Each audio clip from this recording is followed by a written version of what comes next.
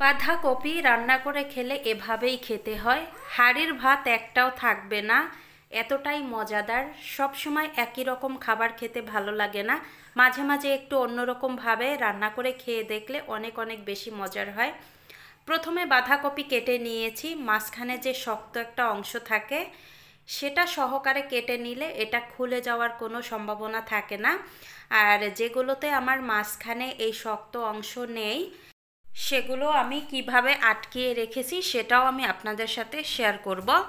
যেমন এই পিসে কিন্তু মাঝখানে শক্ত অংশ নেই, তাই আমি টুথপিক দিয়ে আটকিয়ে নিয়েছি। আপনারা এভাবে আটকিয়ে নেবেন, তাহলে খুলে যাওয়ার কোনো সম্ভাবনা থাকবে না। এখন আমি বাঁধাকপির উপর দিয়ে দিলাম লবণ। অল্প পরিমাণে লবণ দিয়ে এপাশ ওপাশ করে একটু মিশিয়ে নিতে হবে, আর এতে করে বাঁধাকপিগুলো একটু নরম হয়ে যাবে। এটা আমি পাশে রেখে দিব। এখন একটা মশলা আমি তৈরি করব। প্রথমে দিয়ে দিলাম 3 চামচের মতো কর্নফ্লাওয়ার, আর এটা দেওয়ার কারণে মচমচে হবে। চাইলে আপনারা এখানে চালের গুঁড়াটাও দিতে পারেন।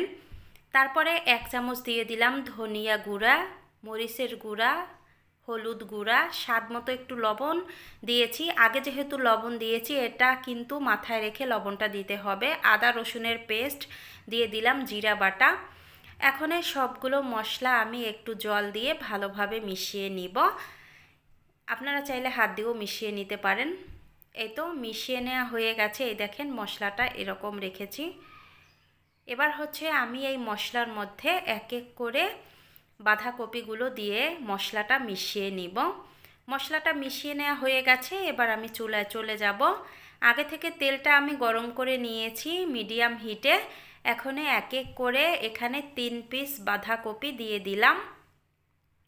দিয়ে আমি মিডিয়াম টু লোতে রেখে 4 থেকে 5 মিনিট জাল করে নিয়েছি। এখন এক এক করে উল্টিয়ে দিব। এখানে একটা কথা বলি, আপনারা চাইলে ঢাকনা দিয়ে ঢেকেও বাঁধাকপিটা রান্না করতে পারেন, এতে করে দ্রুত নরম হয়ে যাবে বাঁধাকপিগুলো। আমি এমনিতেই ঢাকনা দিয়ে ঢেকে দেইনি।